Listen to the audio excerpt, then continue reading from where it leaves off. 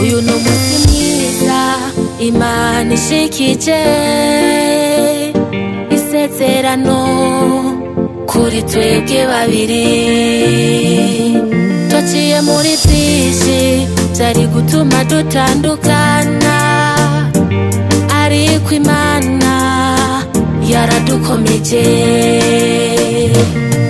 Tuvyerekanye imbere y'inshuti n'abagenzi, ubaye uwanje akaramata, sinzoguhemukira, nzogukunda, oh, sinzoguhemukira, nzogukunda. Nafashe umwanya ndasenga, Imana isezeranira, imbwira yuko izompa impano nziza. None ndakubonye mbona riwe mpano yanje, none ndakubonye mbona riwe zahabu yanje.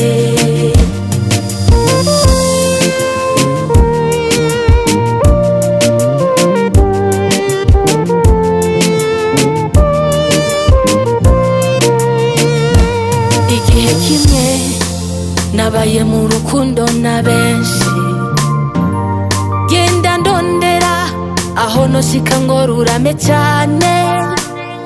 Ndagerageza ariko birananirana, iyo nza kukubona umutima ubabaye maze ndaruhuka.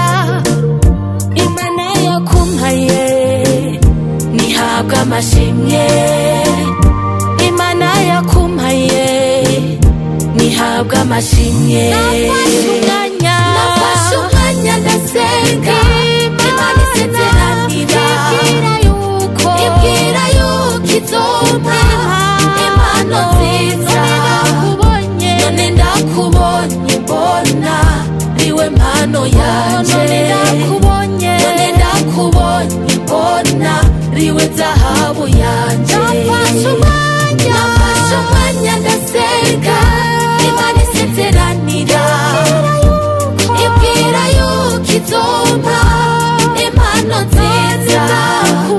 None ndakubonye mbona riwe mpano yanje, none ndakubonye mbona riwe zahabu yanje. Reka nkwite zahabu, reka nkwite zahabu, uri tunga ridasubirika. Reka nkwite zahabu, reka nkwite zahabu, uru rumuri rwanje mu mwijima, ijwi ryawe